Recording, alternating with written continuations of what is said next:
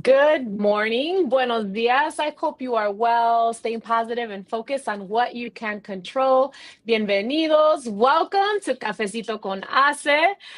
Drop in the comment section where you are tuning in from and use this opportunity, this time that we have with one another to engage, to network, connect, and as we engage in this conversation. My name is Patricia Mota. I serve as president and CEO of ACE, a national organization whose mission since 1982 is to positively impact workplaces by cultivating the community of talent, providing the insight, access, and support to be successful in their careers.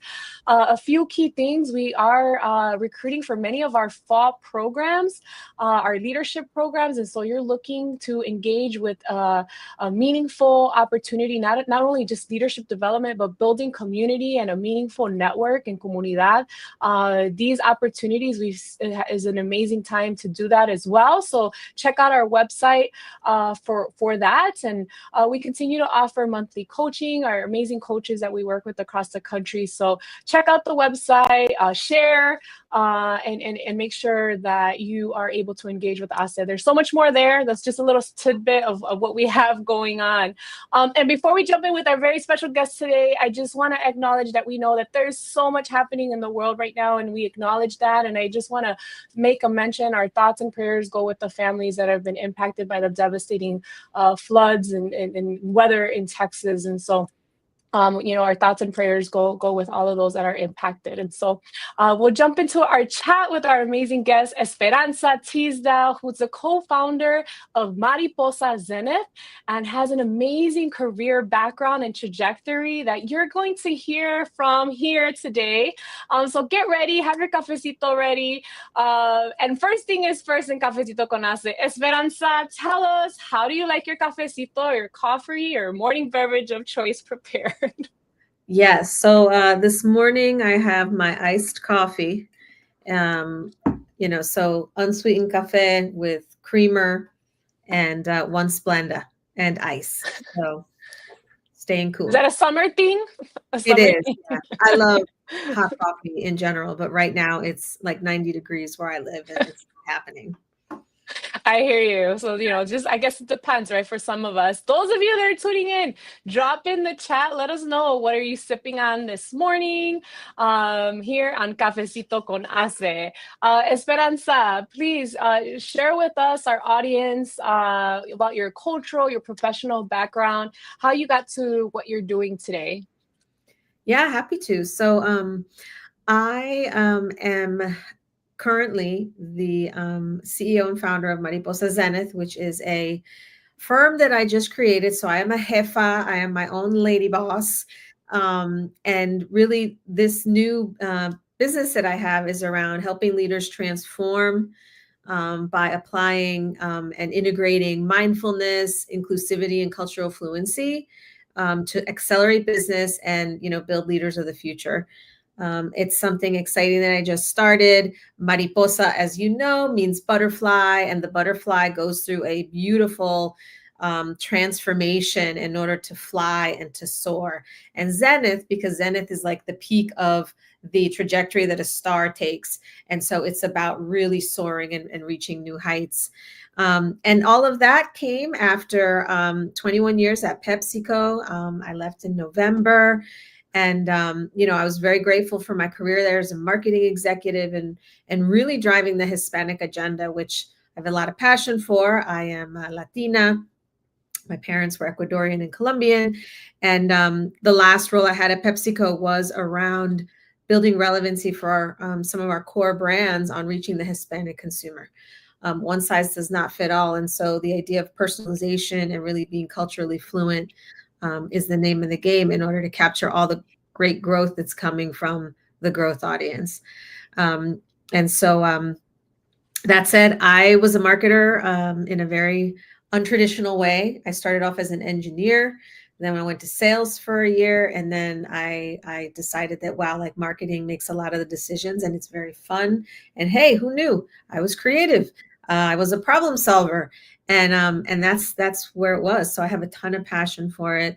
And, and in this last role that I did also at PepsiCo is where I really did a lot of my community work, very focused on the racial equality journey. So I'm really proud of the work we did in creating the Juntos Crecemos enterprise, Mm-hmm. because it was our way, Patricia, of giving back to the community, to Hispanic owners, specifically, restaurants, bodegas, carnicerias. And yeah, so I'm proud of the legacy that I left there, and, look forward to the future. That is a very powerful legacy, and such a powerful and big brand, right? So super excited about this new evolution and what's to come, and the impact that you'll have in being jefa, right? And being your own boss and really taking all your talents to the next level. So we're super excited about that. I know our audience is joining in. Please use the comment section if you have any questions or any comments to engage with one another. We want to hear from you. And also, this video stays in our social media platforms, so you can always come back and share it and engage that way as well.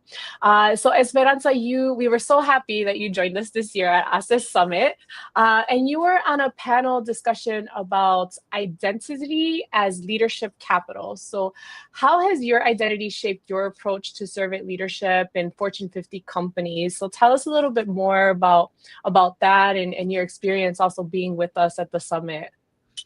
Yeah. So first of all, that was my first time at an HACE event, and it won't be my last. That is for sure, because the incredible people that I've met there, it was very open. It was very social. It was a really bonding experience of people looking for connection, authentic connection. And there's so many people that I met just from being there. On the panel, what we discussed was how our identity adds and contributes to the style that we have as leaders. And so for me, I came from parents who were immigrants to this country, worked in factories most of their life. And as I describe the leadership values that they had, trust, respect, integrity, empathy, compassion, inclusivity, drive for results, persistence, and resilience, those all make the DNA of any corporate leader today, anyone. And those were from my parents, who were not in corporations, right? They weren't white collar. But it just goes to show that all of us have in our DNA this incredible passion, perseverance, and resilience that's coming from our families and whatever they did before us. And so that was one of the things that I discussed a lot, because my parents embodied what are incredible leadership values as they're seen today. Anywhere you can search up leadership values on Gemini or ChatGPT, and guess what? You'll probably see a lot of those things. So we are natural born leaders, if you think about it. And and so my DNA and what my parents taught me is really at the core of who I am and how I then act and behave as a leader. And then I talked a lot about inspirational leadership, which is a combination of someone who drives results, proven results, someone who can build authentic relationships, and then someone who has an incredible reputation and integrity. And if you have those things, which is very, very likely if you're coming from families like ours in similar situations, then man, you can do anything. And so really it's all around that concept of, being Latino is our superpower. And we have to leverage it as much as we can in order to just help the outcomes be better for ourselves, for those around us, for the community. But yeah, it's all within us is really the message. Yeah. And everybody, I think, is at a different stage in terms of really honing in and being self-aware of what that is for themselves. And I think that one of the things with you sharing your story and the many others that share their stories, whether at our summits, at our cafecitos, is to help folks unleash that, right, for themselves, right? And I think is and embracing that superpower that our cultural values bring to the table and how that's needed more than ever before. And so I love that. And those of you, if you have any comments or stories around that, we'll love to hear from you. And so drop them in the chat or engage. Esperanza, you talk about, you know, your trajectory evolved as a marketing executive because of your focus on lifting the community. And what doors has this opened both for you, for others, and what specific barriers have you found, right, or broken for yourself and for other leaders? And what barriers do you still think we need to break? So it's a loaded question, a lot there, but tell us, what do you think? Yeah. So barriers broken. I mean, for me and my family, like I was the first to go to college, the first to work in corporate America. Um, you know, and those were big achievements. Um, and again, it's paying off the sacrifice that my parents made in the first place. Um, I think in especially in the last role that I had, being able to lead the Juntos Crecemos platform and creating this business opportunity for the Hispanic community was really a first for our company as well. And leaning into the community more, it was very, very personal for a lot of us to be able to do that. So creating that was an incredible first for us, for sure.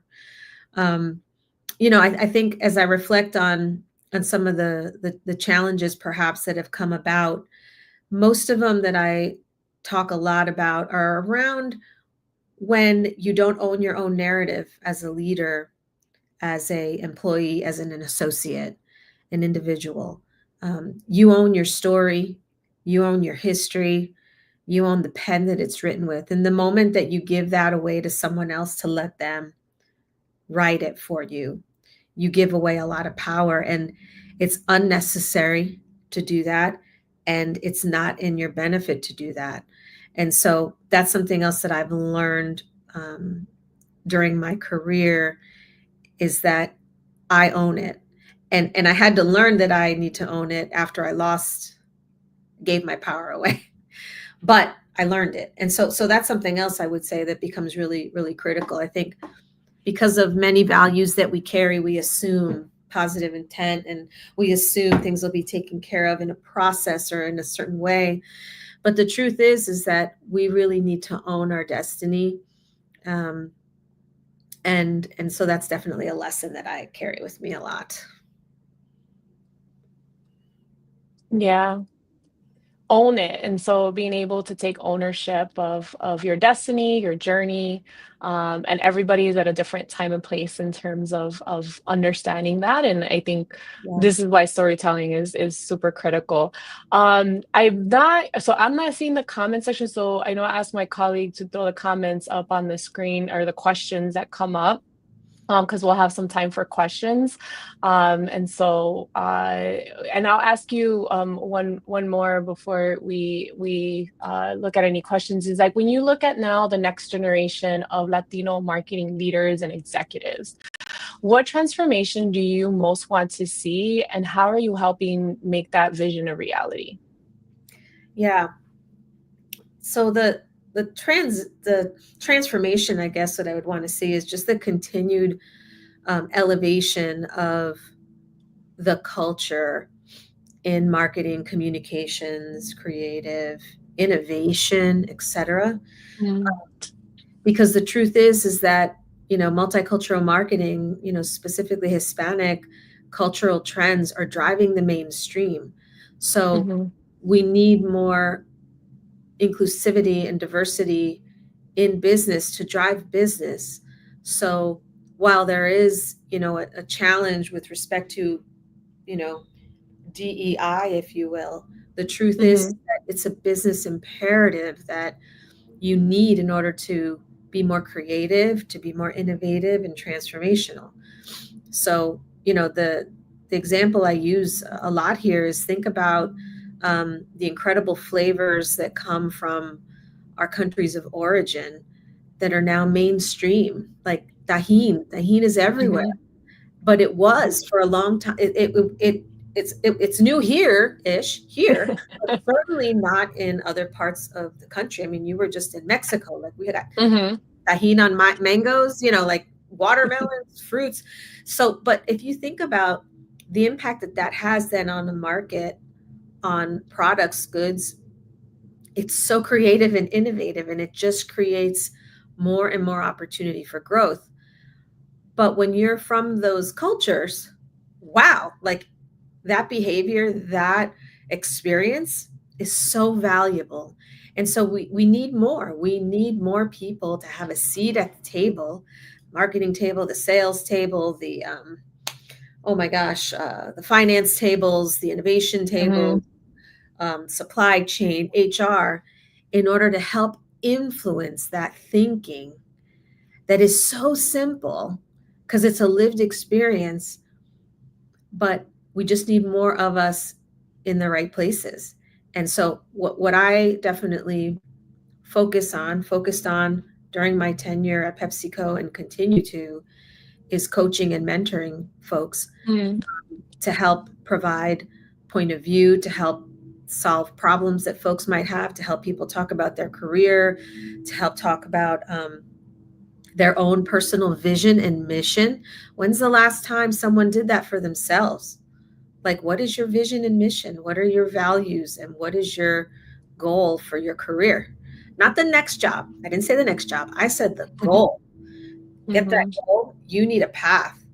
Um, and so that's what a lot of my new business too is around executive coaching and leadership, and helping to inspire people really just to keep going, keep trailblazing, and keep arriving. And if there's no seat at the table, bring your own. You know what I mean? Like, don't need an invitation, but like find the ways, because once you do, you're going to be so valuable that that it's just going to be incredible. Amazing, amazing. And I think, you said a lot of great nuggets, and one of the things that I think, sometimes we don't realize how important it is taking the time to self-reflect on what your mission vision is, right? And checking for alignment. I know you mentioned that was part of my, at least once a year, I like to spend a couple days or a week on myself, just doing that self-reflection and tuning in and making sure that there's that alignment there. And whatever it is for you or anyone, it may be journaling, it may be, doesn't necessarily need to be a trip, but like, making sure you're carving out that time to do that, because time is going by so fast, right?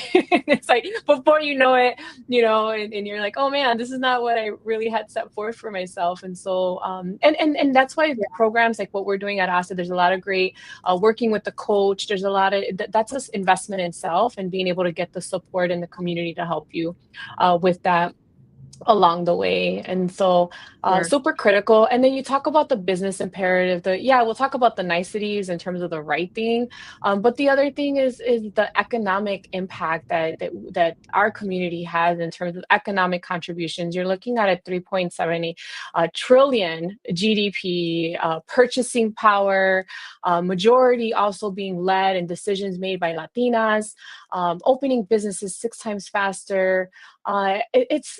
It's a business imperative for any company or business to do business and to make sure that they are inclusive of this community, right? Whether in looking at that cultural inclusivity, so that businesses do well, people have great jobs, right? And we're able to continue to build and strengthen the economy for everybody at the end of the day. And I think that's super critical when it comes to the narrative, talking about our comunidad and the work that we're doing. Um, Esperanza, it's been such an honor. I have, one last question before we wrap up here. And all of you that are tuning in, this video will be here. Continue to engage in the chat. We could share it, and make sure you're sharing with folks that are like, oh, this person really needs to hear this, right? So make sure you're doing that for others and to inspire our leaders across the country. Anything you'll share in terms of that you're most hopeful for, or positive story that gives you hope? Yeah, I would say that there's a lot riding on Gen Z to build an incredible future. My kids are Gen Z, and Mm, um, I'm very optimistic. It's the most diverse mhm, generation yet, with over 50% being diverse. in one way or another. And man, there's a lot riding on them, but they're all very passionate and I think determined to ensure that the values, and civility and humanity are part of the world they live in. So I am very hopeful that pull pull their weight to improve what this world should be for all. Yeah. Yeah, I agree 100%. If we're not already listening to what this generation has to say, we should be, and really and engaging and empowering them, because I truly do believe that they are going to steer us all in a better direction in the future. Yes. Um, Amen. Thank you, Vanessa, for sharing your wonderful background, your time, your talents with us. Really appreciate it. Looking forward to continuing to engage with you in the ACE Familia. Those of you tuning in, continue to engage. Take good care. Y a todos, hasta la próxima. Until next time, everyone. Take care. Bye. Bye.